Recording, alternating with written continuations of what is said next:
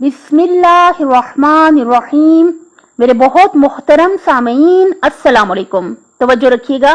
کتاب کا نام ہے غرر الحکام، صفحہ نمبر 384۔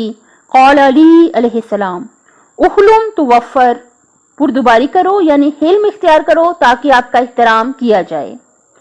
حلم کیا ہوتا ہے؟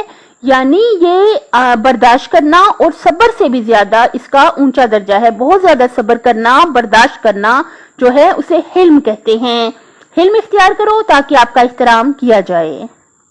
دیکھیے، ظاہر ہے ہم اس دنیا میں رہتے ہیں تو ہر جگہ پہ ایسے افراد ہوتے ہیں کہ جنہیں ہمیں جن کی موجودگی ہمارے لیے اذیت ناک ہوتی ہے، جو ہمیں اپنی زبان سے، اپنے اعمال سے جو ہے ہمیں تکلیف پہنچاتے ہیں، اذیت پہنچاتے ہیں۔ ایسے افراد ظاہر ہے ہر گھر میں، ہمسایوں میں، جہاں ہم کام کرتے ہیں، آفس وغیرہ میں، ہر جگہ پہ موجود ہوتے ہیں، ہر جگہ پہ ہوتے ہیں۔ تو اگر ہم حلم اختیار کریں یعنی صبر سے، تحمل سے، برداشت سے کام لیں اور برا بولنے کا جب بھی وقت ہو اس وقت خاموش ہو جائیں اور ہرگز بھی برا نہ بولیں، تو کیا ہوگا؟